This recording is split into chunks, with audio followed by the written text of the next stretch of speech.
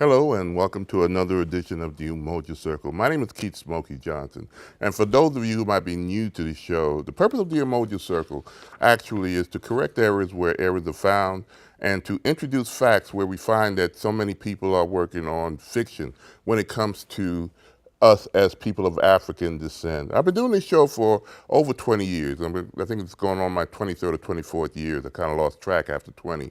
But one of the reasons that I do this show is because of a series of, well, the last couple of shows, the last couple of months, I've been doing a series of discussions about great black scholars who have done the work. But the sad thing we're still lacking the knowledge of these great black scholars. Last month, I did a talk about a great scholar called Van Sertimer, Dr. Ivan Van Sertimer, and his great work. This is him right here on your screen. A very powerful and brilliant black man from Guyana, but he also taught at Rutgers University for many years, wrote many books, he was one of the people who went around looking for candidates in literature, and he picked them to get the Nobel Prize. So he was a very powerful man. He wrote a book which I discussed in the last show called The African President of Ancient America. They came before Columbus, where he decidedly showed that in those pyramids that many people take tours and cruises and go down to Mexico and walk among those ruins were done by the Olmec people. And he's showing if you see on that cover there on the right side, there's an African face and there is a face of one of the many 17 to 20 Olmec heads that were found down there that goes back to the Olmec. And the Olmec disappeared around 400 BCE, before Christ, but they existed. These heads go back to at least 8 to 900 BCE, based on the carbon dating of the wooden stands that they were found on, and they were definitely African features. But that's who I talked about in the last series, because I want to introduce people of African descent to these types of knowledge that's out there, that's been out there. That book came out in the 1970s. And much of the information, and has been validated scientifically by all, and has been challenged by the status quo, which has been in place for about 200 years, and I'll talk about that a little later. This next scholar that I'm going to be talking about, and I want to introduce this great scholar, his name, he's from Senegal, and his name is Sheikh Anta Diop. D-I-O-P is spelled, but it's pronounced Diop. And let me say a few words of introductions about why this is to me, one of the greatest African minds that came into being in the last, in the whole century of the 20th century. And let me just read this bio. And when I'm saying these things, I'm doing it without 1 ounce of hubris, okay? But this man whose image you're now seeing flashed on the screen, Dr. Sheikh Anta Diop, was born in December 1923, and he died, regrettably, in February at the age of 61 in 1986. Was considered by the end of his life and by his peers to be the greatest living African, at least in terms of the reconstruction of African history, how we look at ourselves. His work, his theories, his great meticulous scientific way of approaching changed the world of everybody who read that book that you see, the African Origins of Civilization, one of his greatest works.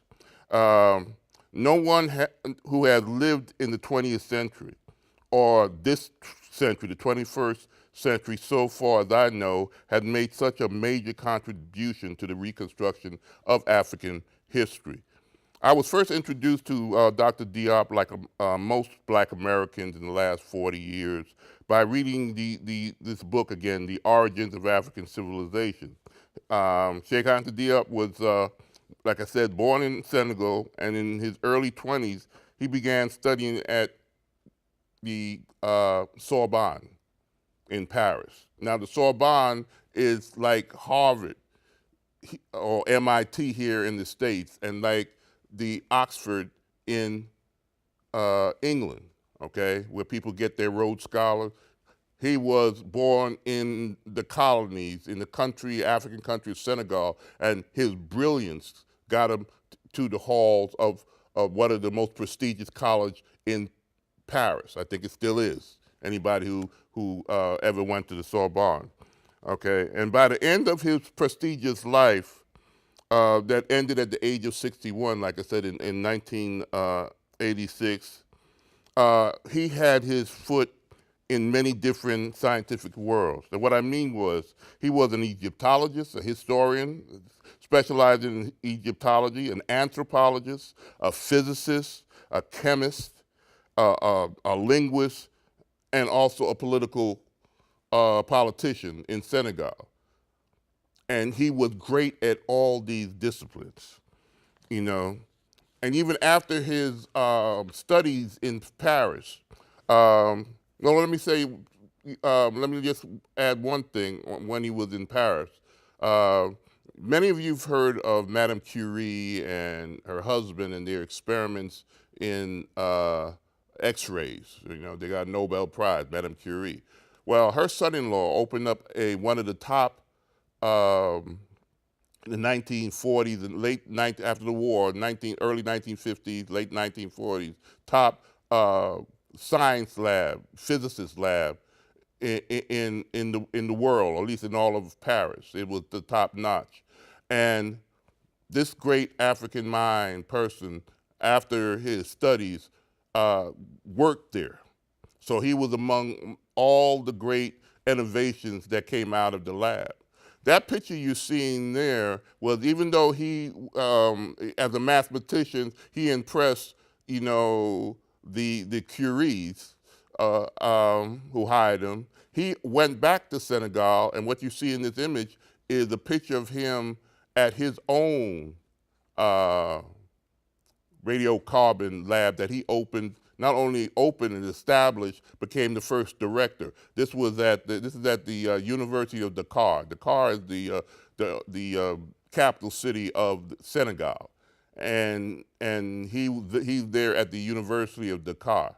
In fact, after his death, they named that university after this man. His name, the university is now known, and that carbon dating lab, radiocarbon dating lab that still exists to this day, that he established in the early 50s, is called the Cheikh Anta Diop Laboratory, and I think the college is also named after him, Cheikh Anta Diop University. Okay, and also in 1966 there was a festival that happened in Dakar, where he was awarded, along with W.E.B. Du Bois, for being the greatest Black scholar who has asserted the greatest influence on the minds of Black people in the 20th century. That's the award he got, all right? That's in 1966. My point is, and then he was also in a book that written by in fact, Dr. Ivan Van Sertima, who great book, great African thinkers. That's the book right there. Who's in the front cover? But Cheikh Anta Diop. All right, this is the book about great African thinkers, but his face dominates the cover of that book. My question is, why many of you have never heard of this man? I could imagine anybody today, even a person who maybe never finished the 8th grade, okay? I don't care if you're black or white or Latino or whatever. If you're here in America, you know of Einstein, all right?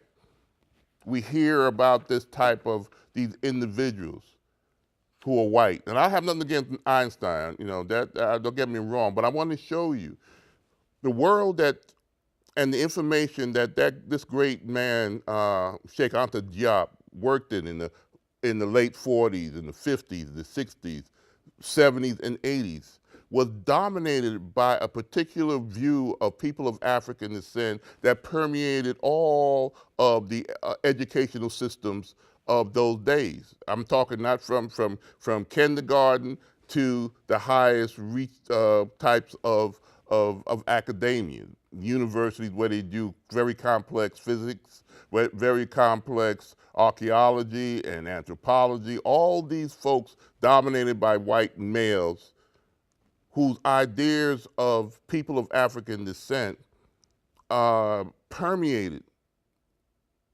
And he had the fortitude to write a theory. First, his first doctorate thesis was on the African origin of human beings, okay? And guess what? Even though today that has been proven by mitochondrial DNA and other types of certain sites that were found around the world, campsites have been found in southern Africa and by the Leakeys, you know, many years ago, who got notoriety of Africans being the original people on this earth.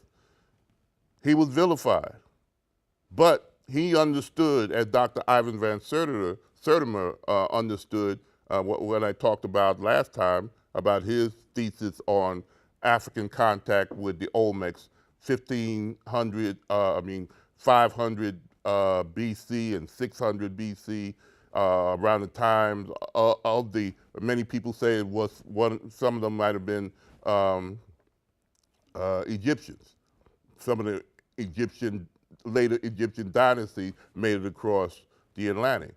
So black people, but we're invisible to ourselves and in the types of, say, documentaries you might see on, if you look at any of the Discovery Channel or National Geographic Channel, when they talk about the Egyptians, that great civilization, the oldest civilization on this planet, older than China, you know, older than the Olmecs, older than the Greeks and the Romans and all these people that when you go to college, you know, and want to learn physics, or you go into a chemistry class or philosophy class, they always starts with the Greeks. Why? Why does this type of idea of white supremacy or European being the fountainhead of all civilization, which is totally false. Let's go to the next slide I want to show you to maybe answer that question. This myth, let me read this statement here. I found this in a book called The Nile Valley Civilization. This is on page 19 of that book. It was a book written by another great black scholar, Brother Anthony Browder, of the famous Browder file. But he wrote this book, and this is in the introduction, again, page 19. The creation of this myth was fabricated in 1795 by John Friedrich Blumenbach, a professor of Göttingen University in Germany. Blumenbach produced this first scholarly work on he produced the first scholarly work on human racial classification. It was this man who made the black race and then the Caucasian race. In his book, The Afro-Asiatic Roots of Greece, discussed the impact of Blumenbach's research. Blumenbach was the first to publicize the term Caucasians, and I'll get back to that, which he used for the first time in the third edition of his great work. I don't know about great, but it was big, but it was full of myths. in 1795. According to him, the white or Caucasians was the first and most beautiful and talented race from which all other had degenerated, okay? So the first were the whites and everybody else, black, Asian, red men, all to become Chinese and Negroes, okay? We degenerated from these people, according to Blumenbach. Blumenbach justified the curious name Caucasian, on a scientific and racial ground. Blumenbach was conventional for his period in that he included Semites and Egyptians amongst the Caucasians race. Now, the word Caucasians comes from the people, I think in Georgia right now, the areas of Georgia by the Caucasus Mountains. There's a mountain range called the Caucasus, where Georgia is, the country of Georgia is. And he being a German, thought that the Georgians were beautiful people. Now, again, when Cheikh Anta Diop came up with his meticulous scientific research, or when brothers like Dr. Ivan Van Serter or John Henry Clark, or all the great scholars that I'll also be talking about that are black who wanted to show the world that what this person, Blumenbach, and this was 1795, this is the individual right here who came up with this. Now, he didn't do any kind of research. He didn't go out in the field. He didn't even go to Georgia. He just made an assumption. That's his theory based on his belief system, the belief system of the superiority of white versus, black, brown, and yellow people, and all the other races. And he differentiated them, always putting the whites. And for the next 200 years, that writing came out in 1795, and for the next 200 years, all other universities used his theories in their thought process. If we go on to the next slide, this is what it said. Between 1775 and 1800, Göttingen established, that's the university that Blumenbaum worked at, established the concept of science of antiquity, upon which future universities would build. The slanted and distorted researches which emerged from this institution established much of the intellectual framework within which later research and publication within the new professions, disciplines like anthropology and archaeology was carried out. Okay, this was stated by Martin Bernal, and this meant that were created in Göttingen have held sway in academe for more than 200 years. Very few scholars took serious any theory that conflicted with the accepted belief that ancient Egyptians could have been anything other than Caucasian.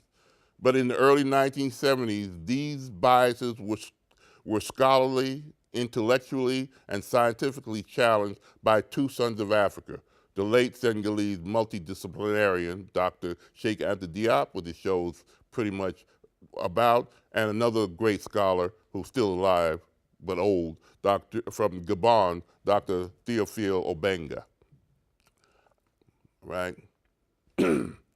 This is the world that he had. 200 years of this idea of white supremacy. And we're hearing that a lot of the same crazy concepts today when you listen to neo-Nazis, when you listen to, other kind of white supremacist groups talking about inferior races. The Germans took the eugenics theory to the nth degree. That's why eugenics, which came out of the late 1800s, well into the early 1900s, was a dominant, theory, where there was a belief that there were certain groups who were genetically more superior than other groups, and of course, blacks was always at the bottom of that. Now, why? Again, what was going on in 1795 and in the early 1800s and the middle of the 1800s and then into the mid 1800s, well into the 1900s? Well, first you had hundreds of years of enslavement. In America itself, it was 246 years, okay, from 1619 to 1865, after a brutal civil war that cost the lives of over nearly 1 million men, okay? And then after 1865, you had a couple of years of attempted absorption of those freed Africans. They were started, public education. They started to vote and all these other things. Then by 1877, there was a reversal, a backlash. And then from 1877 on into the 1960s, there was a thing called segregation. For over 300 years, almost 400 years. In fact, this year, 2019, is the 400th anniversary of the landing of the first slaves out for Dutch man of war in the colony of Richmond. So it's 1619.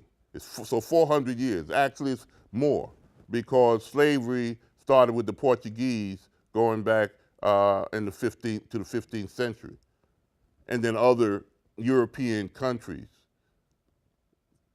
started doing that also, following suit.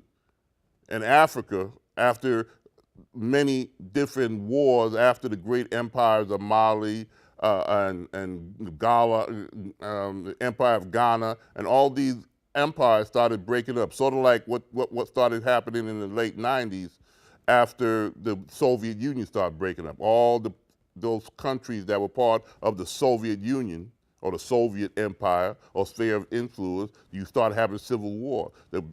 Before those civil wars of the 90s, there was a country called Yugoslavia. Now it no longer existed. It was created after around World War I. And after the Soviet Union dissolved, the countries that made up Yugoslavia broke up into the many different components. The Czech Republic used to be Slovakia. You have Czech now and Slovakia, two separate countries. That was going on in Africa when those Portuguese started coming in there and bringing guns that they took from when they got from when the Arabs controlled Europe for over 700 years. From 711, when they first attacked and brought a lot of the things and information that came from the Roman world, where what Europe forgot, we call it the Dark Ages, 4th century, 5th century, 6th century, then that's when the and the 7th and then the 8th century when the Moors came over, and they brought a lot, because that's where a lot of from the East Roman Empire, Constantinople, and those great that great culture. So there's a connection, okay? But because of Blumenbach and others like him and what was going on at the time, you see, because you had to justify slavery, you have to create a narrative, because all human beings try to justify their actions. And from the 1400s till almost the 19th century, and another form of domination in America, segregation for another 100 years, well into the 20th century, you have a certain type of dialogue. Malcolm called it the established order logic. You have to create a logic of why you're doing it. Why are we going and taking millions of people for hundreds of years from Africa and bringing them and putting them throughout Europe, South and North America, and all through the Caribbean, and controlling every aspect of their life? So you had to come up with some kind of concept of they're nothing but savages, or we don't understand these people. We're doing it for their own good. We want to bring Christianity. They are not fully developed mentally. All these crazy pseudo-science, the same type of science you hear people talk today when we talk about African-centered type of information, like I'm giving you now. And the only reason we call it African-centeredness because we're coming from the center of our own unique experience. And with the great scholars like Dr. Ivan Van Sertima or this Dr. Sheikh Anta Diop, who did the work to prove these things scientifically. In fact, I'm gonna talk more about it in the next show because we're running out of time on this segment. But where I stopped off at when I talked about him and Dr. Ubenga going to coming up against the kind of thesis that was perpetuated for the previous 200 years in the West, about the inferiority of Africans and the superiority of the white race or the European race, which justified colonization, and this is happening all after England, stopped slavery, technically, but, in the 1830s, okay? But they colonized most of the planet. Everywhere the sun rises is the British flag, was one of their mottos. And what was going on to the native populations in India, and other parts of the British Empire, those people were looked at inferior, grasping on to Blumenbach's type of theory. So I'll continue my narrative about how Dr. Sheikh Anta Diop blew the minds in 1974, where there was a symposium that was created and brought by UNESCO. You're familiar about the United Nations Education, Scientific, and Cultural Commission. In fact, it goes around the world. You hear about UNESCO sites and all that. So it's one of the top type of scientific organizations that gathers all the great controversies and do the work in trying to bring truth. But that symposium in 1974 was to finally discuss based on the information that was there at the time, and they brought about 20 of the top scholars in anthropology, archaeology, Egyptology, physics, and all these other disciplines. And for the first time, they brought 2 Africans, because all these other times, they always had whites, Europeans. But they brought these 2 Africans, and of course, one of them was Dr. Sheikh Anta Diop, and he blew them out of the water. And we'll talk about that on the next show. So I tried to cram in a lot of stuff in just a half an hour, but I gave you a taste of what's really out there. Peace. Hotep. Bye-bye.